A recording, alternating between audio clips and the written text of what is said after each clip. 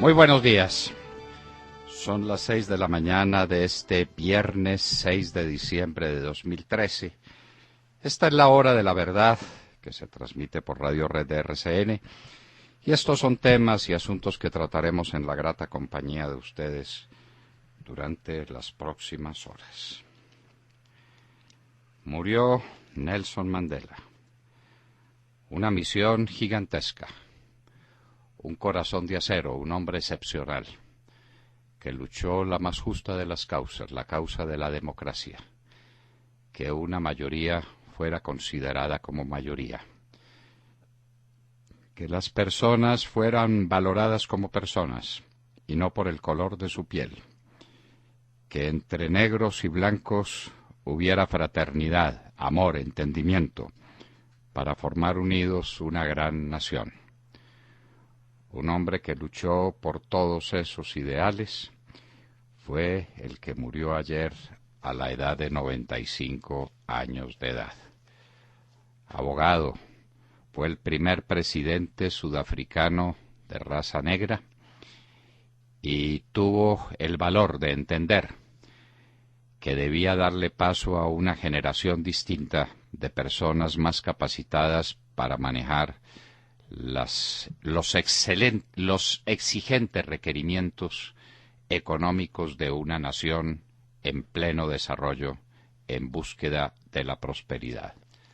Nelson Mandela, un hombre excepcional que nunca puede compararse con un terrorista. Lo dijo ayer el presidente Álvaro Uribe Vélez en una reunión histórica de ACORE, la Asociación de Oficiales en Retiro, que lo escuchó ayer con emoción y con devoción.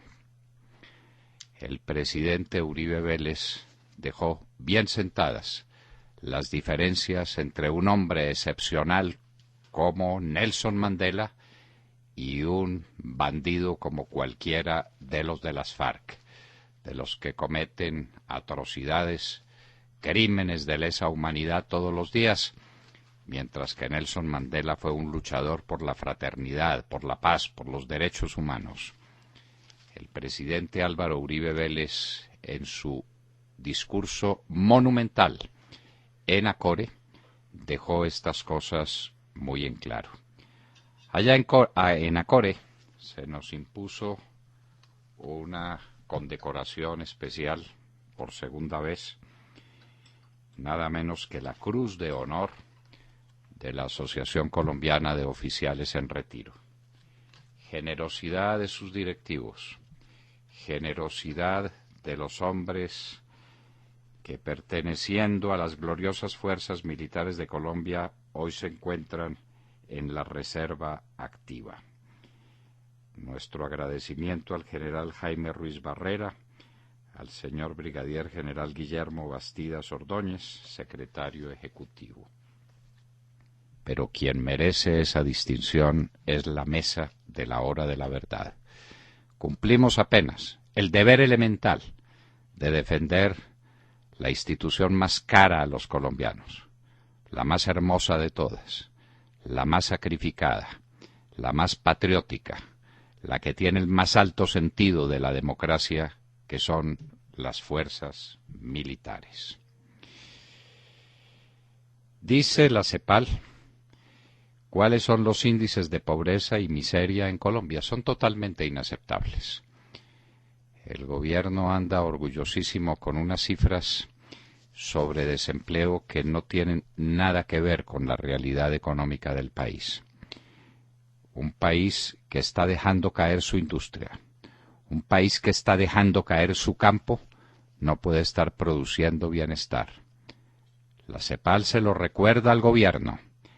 Más de 32% de pobreza, más de 10% de miseria son indicadores que gravitan sobre nuestra conciencia y que nos hacen o que nos llevan a la conclusión de que hay cosas que andan muy mal y que tienen que ser corregidas.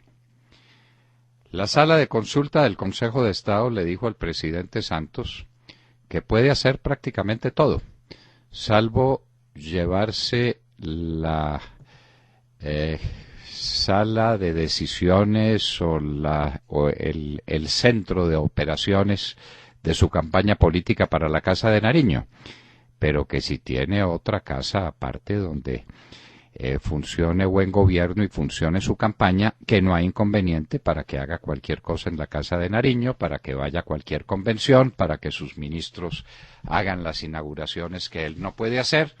En fin, le da facultad para hacer cualquier cosa.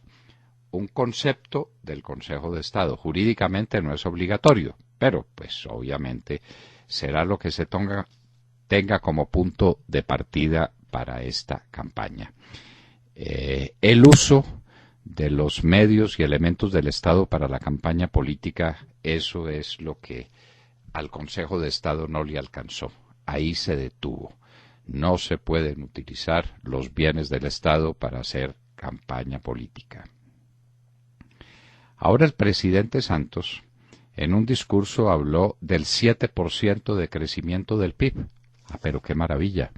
Estamos por debajo del 4%, pero vamos a crecer al 7%. Nunca como ahora se le ocurrió a un presidente semejante cosa, que puede subir el 3,5% de crecimiento del PIB. Y ya lo tiene anotado, con un plan de obras que no ha empezado a ejecutar y que no tiene dinero para ejecutar. Y con la paz, con eso se sube el 3,5%. Son las cuentas de la lechera. ¿Recuerdan ustedes las cuentas de la lechera? Bueno, en al oído se las recordaremos. Los taxistas de Medellín se sienten perseguidos y quieren defenderse. Vamos a hablar con los taxistas de Medellín. Aquí en la hora de la verdad nos gusta hablar con el pueblo, nos gusta hablar con la gente. Y vamos a ver por qué se sienten perseguidos unas personas, unos servidores tan importantes para una comunidad como son los taxistas. En Medellín se sienten perseguidos. Mundo internacional. John Kerry, el secretario de Estado de los Estados Unidos, estuvo en Jerusalén. Y vean ustedes qué sorpresa. Le dijo a Netanyahu que se seguirán aplicando las sanciones a Irán. Pero ¿cuáles si las levantaron todas? ¿Cuáles si le dejaron disponer a Irán de todo el dinero? ¿Cuáles sanciones si ya todo el mundo está contratando con Irán? Pero como está en Jerusalén, hay que decir cualquier cosa. Muchos jóvenes europeos, un número muy preocupante de jóvenes europeos, se están yendo para Siria a enrolarse con Al-Qaeda. Lo denuncia el ministro del Interior de Francia. Llamada a protesta masiva en Egipto. Siguen las manifestaciones en Ucrania. La tormenta Saber amenaza a Europa. El Departamento del Atlántico. Así cumple Santos. Hablaremos con Jaime Amín, candidato al Senado de la República por el partido Uribe Centro Democrático. Y les confirmamos que ayer fue inscrita la lista para la Cámara de Representantes por Uribe Centro Democrático para esta ciudad de Bogotá. Y miren ustedes, la encabezan 3 mujeres. Es que lo hemos dicho, la mujer dejó de ser con el partido de Uribe Centro Democrático un florero para adornar la sala. La participación política de la mujer es un hecho definitivo. María Fernanda Cabal Molina encabeza, una luchadora de las grandes causas del país, una mujer que se ha ido al departamento del Chocó a defender a los negros chocuanos y sus derechos, pero que también ha estado en todo el país, en toda Colombia, defendiendo a las víctimas y haciendo recordar a las víctimas campesinas y ganaderas de la guerrilla de las FARC. Una mujer excepcional. Esperanza de Jiménez, Tatiana Cabello, Eduard Rodríguez, Samuel Hoyos, Liliana Alfonso, Pedro Javier Santiesteban, Luis Fernando Saavedra, Andrés Forero, Álvaro Polanía, Juan Guillermo Burgos, Julia Escayón, John Caracatsianis, Erika Leal, Andrés Felipe Silva, Juan Pablo Echeverri, Lucas Santiago Reyes, Miguel Fierro. una lista excepcional para librar una gran batalla en la ciudad de Bogotá por Uribe Centro Democrático. Y en Hoy en la Historia recordaremos otros hechos fundamentales en lo que fue la reconquista española, que empezó por el drama, por la tragedia de Cartagena. En un día como ayer, Pablo Morillo entró a Cartagena. ¿Era el final? No, era el comienzo del desastre de nuestra patria. De todo esto y de mucho más hablaremos con ustedes en las próximas horas, en la Hora de la Verdad. Muy buenos días a todos y, doctor Londoño, enhorabuena por esa condecoración que ayer le otorgaron en Acore, ese acto tan emotivo y tan merecido. No quería pasar sin decirle que es un honor también para nosotros, ¿no? Porque que estamos a su lado. La condecoración es para todos ustedes. Pero vea, si algo pagó, además pues de esta emocionante de este emocionante reconocimiento que se nos hizo a todos en la Hora de la Verdad y a mí en nombre de todos ustedes y de todos nuestros oyentes también, el discurso de Álvaro Uribe Vélez pagó cualquier viaje. Usted no se imagina lo que fue ese discurso. Iremos pasando a partes del discurso en los próximos días, desde hoy mismo, pero es un discurso histórico. El presidente se inspiró ante los oficiales en retiro de las fuerzas militares de Colombia. Adelante, Montserrat. Bueno, invitamos a nuestros oyentes para que sigan con nosotros. Al oído ampliaremos un poco más este tema. Y hoy el mundo llora la muerte de Nelson Mandela, conocido también como Madiba, que es un título honorífico otorgado por los ancianos del clan Mandela. El Premio Nobel de Paz, este sí es un Premio Nobel de Paz bien logrado, bien conseguido. 1993, que acabó con el apartheid en los 90, después de 67 años de lucha contra la segregación racial, falleció tras una larga enfermedad a los 95 años de edad. El expresidente sudafricano fue el gran héroe de la derrota de un régimen racista absolutamente escalofriante. A veces cuesta creer lo que vivió ese país, ¿no? Una Sudáfrica en donde las personas de raza negra no podían ocupar posiciones en el gobierno, no podían votar, no podían tener negocios e incluso no podían acceder a ciertas zonas del país. El 80% de los habitantes, cerca de 3 millones de personas, solo podían vivir en el 13% del total del territorio. Y si necesitaban pasar de un lado a otro, debían portar un pasaporte con permisos especiales para hacerlo. Pero Mandela se convirtió en el gran héroe de la derrota de ese régimen racista. Y para lograrlo, bueno, su vida es impresionante, porque vivió en la clandestinidad, sufrió 27 años de cautiverio donde no le permitían usar zapatos. Por eso él después no sabía cómo anudarlos, cómo atar los cordones. En 1962 fue arrestado, en el 64 condenado a cadena perpetua por sabotaje y conspiración. Lo encerraron en la cárcel de Robben Island. Muchos de ustedes han visto las fotografías, donde, según sus propias palabras, vivió los años más oscuros de su vida. Mandela fue el prisionero 466-64 de esta cárcel, es decir, el 466 del año 1964, un lugar terrible en donde estaban prohibidas las visitas, imagínense, y el tiempo que tenían al aire libre, pues lo pasaban picando piedra. Por eso años después a Mandela le molestaban los flashes.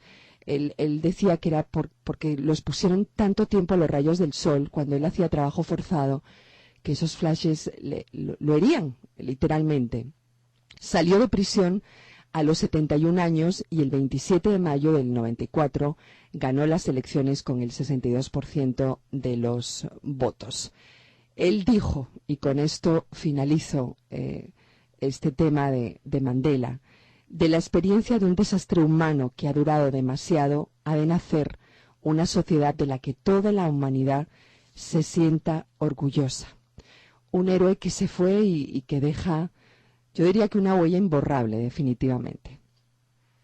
Y otra frase que es más o menos así, que si ellos aprendieron a odiar, también les podemos enseñar a amar. El mensaje del amor, que ese es un mensaje indestructible. Ay, Dios mío, cuánto va de Pedro a Pedro. Nelson Mandela, el grande de la lucha por los derechos humanos en Sudáfrica, murió ayer a la edad de 95 años. Quiero destacar esto, Montserrat. El Premio Nobel de la Paz no se le otorgó a él solamente en ese año. Se le otorgó también al ministro blanco de Klerk, sí, claro, que estuvo con Mandela en esa misma lucha. Entonces sí. El premio Nobel se le reconoció a ambos. Y eso le dio a Sudáfrica un nuevo mundo y al mundo una esperanza. La esperanza que parecía tan lejana entonces de que negros y blancos entendieran que son los mismos, que no hay diferencia ninguna, que el color de la piel no significa nada, que los valores del hombre son independientes de la caparazón, de la estructura corporal, de las aptitudes de cada uno vale por el valor espiritual que tenga. William Calderón. Doctor Londoño, buenos días Colombia, gracias por invitarnos a sus hogares y a sus vehículos. Hoy es viernes 6 de diciembre del año 13. El expresidente Álvaro Uribe Vélez, en declaraciones al mundo, recordando el mandato de su homólogo Andrés Pastrana Arango, manifestó, abro comillas, Pastrana no engañó al país, contrario a Santos, que está haciendo todo lo contrario a lo que ofreció. Gracias a Pastrana, las FARC fueron calificadas como grupo narcoterrorista. Doctor Londoño, este es un guiño que le hace el jefe del Centro Democrático Álvaro Uribe Vélez al expresidente Pastrana después de la publicación de su valiente obra Memorias Olvidadas, hoy agotada en todas las librerías del país, en donde el estadista pereirano quedó en su sitio, a quien calificó el doctor Pastrana como eslabón perdido del proceso de 8000. Doctor Londoño, ¿será que este es el primer puente de acercamiento entre el uribismo y el pastranismo? Por lo pronto es un reconocimiento a la verdad. El presidente Pastrana hizo campaña y se mostró como la persona que haría la paz o intentaría la paz con tiro fijo. Y habló tranquilamente de que daría todas las facilidades y todos los despejes, con los que por supuesto no estamos de acuerdo. Eso es otra cosa. Y eso sí nos parece que fue una equivocación monumental, gigantesca. Pero el presidente Pastrana fue engañado. Engañado detrás de la ilusión siempre viva de que estos sujetos sean distintos de lo que son. Es que mientras tengan alguna influencia del marxismo-leninismo, serán hipócritas, serán mentirosos, serán falsarios. Es que era lo que pregonaba Lenin. Esto no es circunstancial, ni esto es un accidente. Es que Lenin decía que había que mentir y que había que engañar y que no había ninguna limitación moral para ese tipo de actitudes, porque lo que importaba era la lucha del proletariado, la lucha de clases y el triunfo del proletariado. Por cualquier sistema, apelando a cualquier astucia. Y el presidente Pastrana creyó que para entonces, después de 70 años, del 97, 80 años de esa tragedia marxista-leninismo, el marxismo-leninismo había cambiado. Y que las FARC no tenían esa influencia, pues igualmente perversas que el día de su creación, igualmente perversas que era Lenin y que fue después Stalin, igual, son lo que son. Y el despeje del Caguán terminó siendo una catástrofe para la nación. Y el doctor Pastrana tuvo que entregar un país vuelto pedazos. Pero hay que recordar que la idea del despeje y que la idea de todos estos diálogos de paz era de Juan Manuel Santos, que lo había escrito y que lo había dicho. Pero para su campaña presidencial dijo otras cosas completamente distintas. Dijo que esto era con la seguridad democrática, que había que continuar con un proceso de paz que había iniciado el presidente Álvaro Uribe Vélez. Presidente Uribe Vélez, que ayer precisó cuántos fueron las personas que él desmovilizó, que tenían armas y las desmovilizó. Le doy el dato preciso. Fueron 38.000 miembros de las autodefensas y 17.000 de las FARC. El presidente Álvaro Uribe Vélez hizo la paz con 55.000 alzados en armas. ¿Quién es el presidente de la paz y quién es el presidente de la guerra? Eso es lo que hay que preguntar. Lo que pasa es que muchas veces a la guerra se llega, William, sí, hablando de paz, mintiendo con la paz, creando ilusiones. Hay que tener los pies en la tierra y hay que saber qué es lo que se hace. Y con autoridad una persona como Álvaro Uribe Vélez logró la paz con 38.000 miembros de las autodefensas y con 17.000 miembros de las FARC, que hoy, según los estimativos, son 7.000. De manera que el presidente logró desarmar 17.000 y ahora la aspiración es a hacer la paz, pero sin entrega de fusiles y con impunidad y entregándoles parte del Congreso a 7.000 bandidos, narcotraficantes, terroristas, narcotraficantes, que es lo que queda. Jessica López. Hola, muy buenos días. 6:26 en la mañana. Les cuento que hoy nos parece prioritario hablar de Corea del Norte, el país que junto a Somalia y Afganistán encabeza nuevamente este año la lista de los países más corruptos del mundo. Nos centramos en Corea del Norte porque hay dos noticias sumamente graves que hoy ocupan un segundo lugar, ocupan un segundo plano por la muerte obviamente del líder sudafricano Nelson Mandela, que sin duda es el asunto que ocupa la atención del mundo el día de hoy.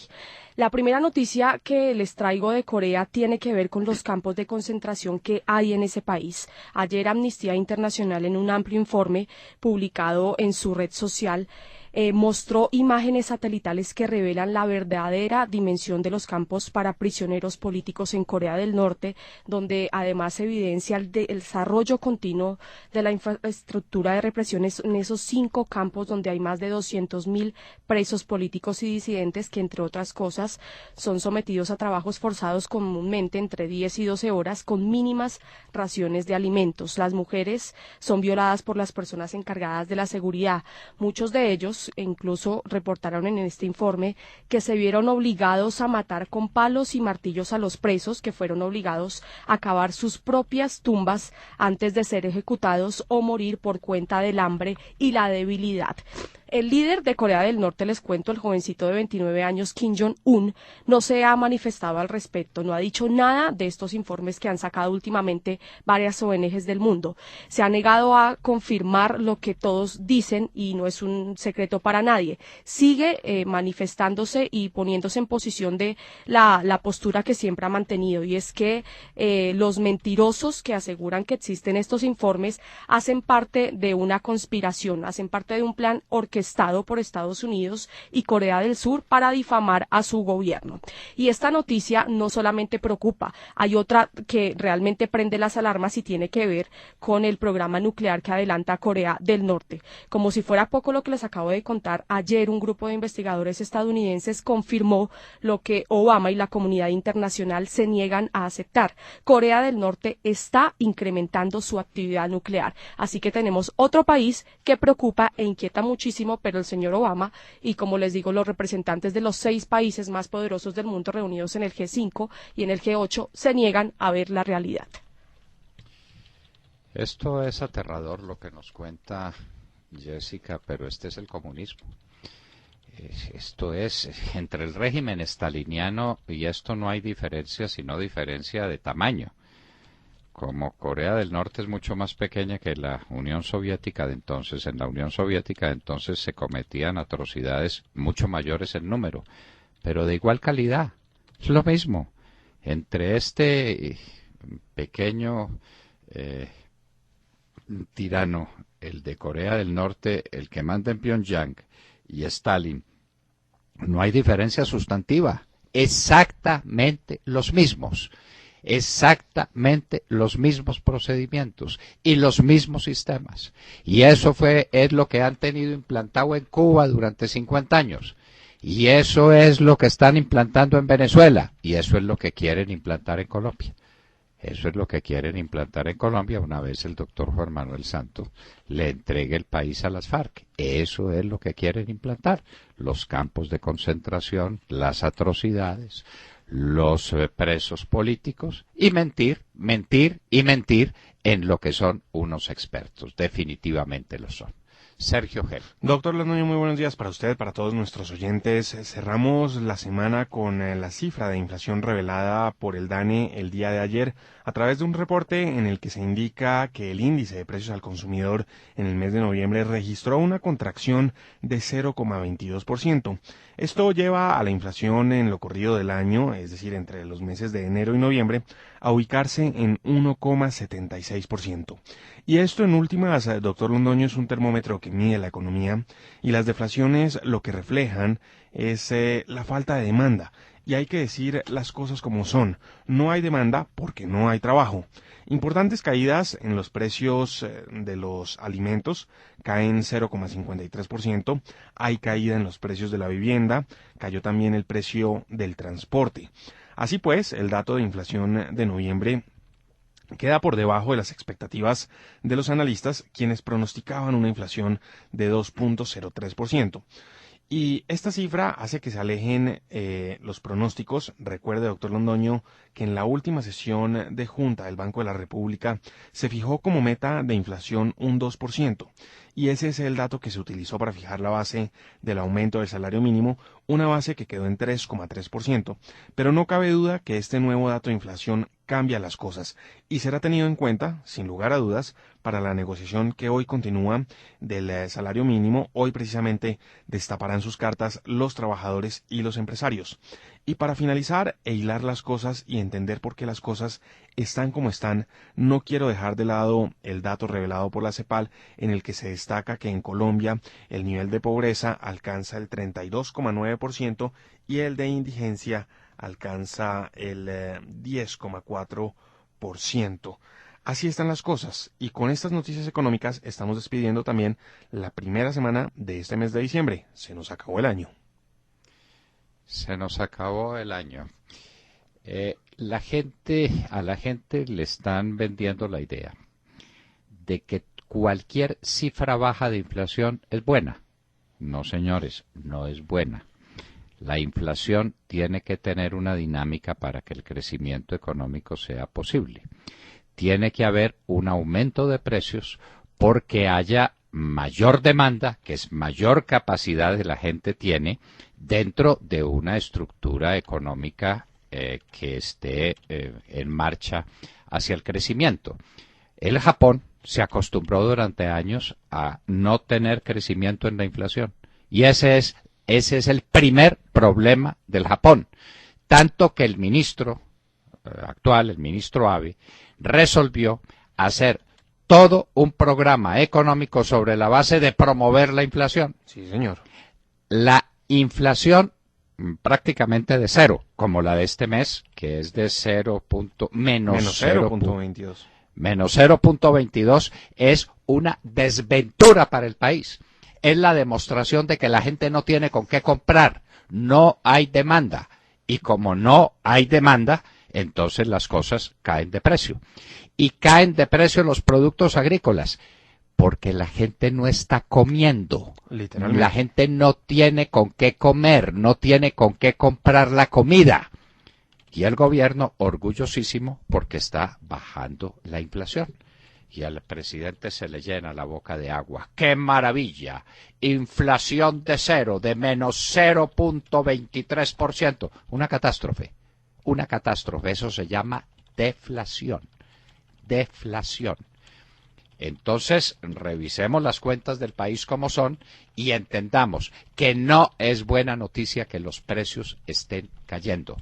Cuando los precios están cayendo, la economía se está debilitando, la gente está demandando menos, hay menos capacidad de compra, estamos a las puertas de un colapso.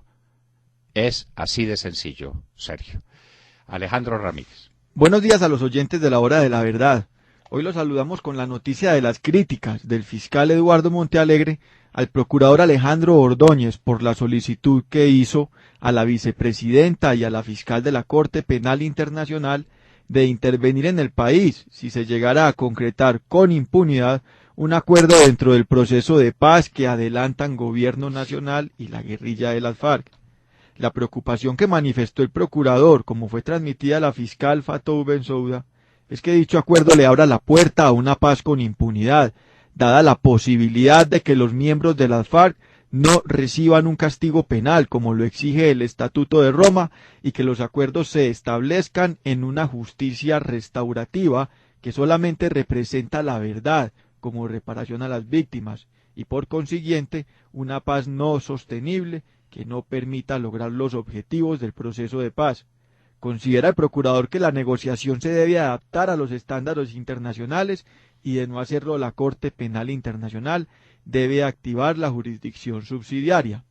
El fiscal general afirmó ayer que la petición del procurador es inconveniente e imprudente, al cuestionar que descalifique implícitamente y sin razón a la justicia nacional por las consecuencias del proceso de paz cuando no hay impunidad y ni siquiera se ha desarrollado la reglamentación para el marco para la paz.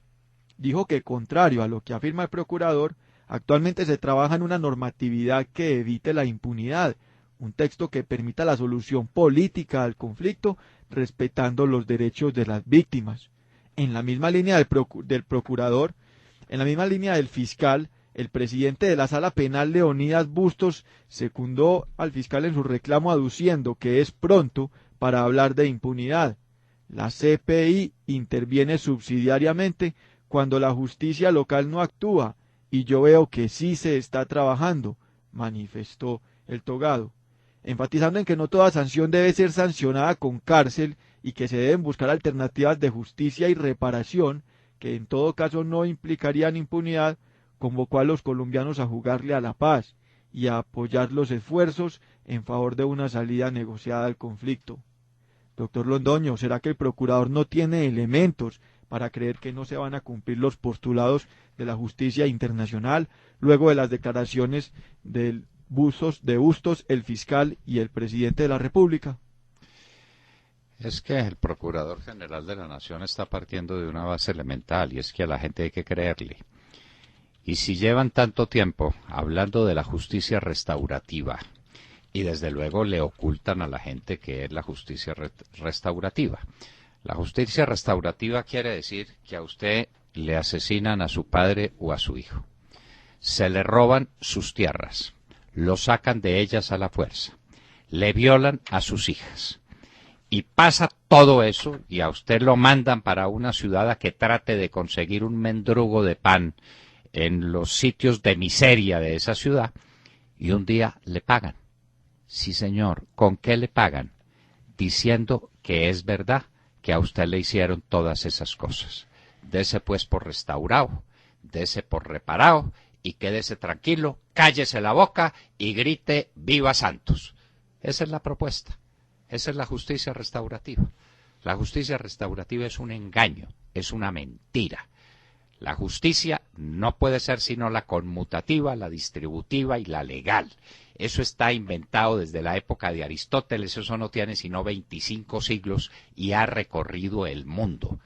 Y fue especialmente vigente esa concepción, esa triple concepción, en la época de los pretores romanos y de los jurisconsultos romanos. Y la justicia conmutativa es la que equipara las prestaciones. Yo doy y usted me da una cosa equivalente. La justicia distributiva es distribuir las cargas entre todos los habitantes de un Estado en proporción a sus capacidades. Y la justicia legal o general es la que nos une con el Estado, de manera que cada uno participe en términos de igualdad en todas las posibilidades que el Estado ofrece. Esta justicia restaurativa es un invento, es una mentira, es un oprobio. La justicia restaurativa no es sino el engaño de que lo que pretenden aquí es traernos a Timochenko directamente para el Congreso de la República sin haber pagado sus crímenes, sus inmensos crímenes contra la humanidad. Y el Procurador General de la Nación cree lo que están diciendo desde hace rato, con esos lenguajes anfibológicos y restrictivos y llenos de trampas, de sofismas, de trampas lógicas, para engañar a la gente, los señores de las FARC y los plenipotenciarios, el doctor de la Calle por orden del doctor Santos. Y aquí se está hablando, y cada vez el cura de Rúa habla más de la justicia restaurativa, pero eso sí no la define. Eso sí no dice de qué se trata. No, es que cuando se habla de verdad y de reparación a las víctimas, claro, siempre y cuando el que repare a las víctimas sea otro. De manera que los colombianos vamos a ser los que reparemos a las víctimas. Las FARC no reparan a nadie. Dicen la verdad y no solamente no van a la cárcel, sino que vienen al Congreso. No, me parece como mucho. Le parece mucho al Procurador General de la Nación, que ha dicho eso, exactamente eso, en la Corte Penal Internacional. Alguien torpemente, el magistrado Bustos, que no entendió qué es lo que está diciendo el procurador, tal vez porque no le puso atención, porque él es un hombre muy inteligente y muy brillante y entiende las cosas cuando las mira o cuando las lee, salió a decir que hay que creer en la justicia colombiana. Claro, hay que creer en la justicia colombiana, aplíquela. Meta a la cárcel a Márquez y meta a la cárcel a Timochenko y meta a la cárcel a Granda y meta a la cárcel a Santrich, meta a la cárcel a todos esos bandidos y meta a la cárcel a la holandesa y entonces creemos en ella. Claro que hay motivos para creer en ella, pero si la justicia va a ser un remedio de justicia y en lugar de justicia lo que va a haber es una forma de condescendencia con el crimen y con el delito, lo que nos pone en camino de muchos crímenes y delitos que se cometan en el futuro detrás del mismo propósito. Delinca que no solamente le perdono, sino que lo traigo al Congreso. Como mucho premio, ¿no les parece a ustedes? Pues bien, si eso es así, tiene que intervenir la Corte Penal Internacional. Y eso es lo que ha dicho el Procurador General Ordóñez. Y el fiscal le dice imprudente porque es que el fiscal no tiene medida. Increíble. Porque es que el fiscal no respeta nada. El fiscal dedíquese a explicar cómo eran sus contratos con Saludcop y sus contratos con el gobierno. Dedíquese a eso. Y entonces no venga más con este sartal de mentiras y con estas posiciones. Ya en una ocasión se fue hasta el despacho del Procurador Ordóñez con una pancarta recordando sus viejos tiempos de militante de las Juventudes Comunistas, cuando algo más que pancartas usaba para protestar contra el establecimiento. Pero esto es inaudito. Esto es inaudito, que resuelva atacar al procurador, porque el procurador pide en la Corte Penal Internacional que estén atentos, porque tal vez tengan que aplicar el Estatuto de Roma.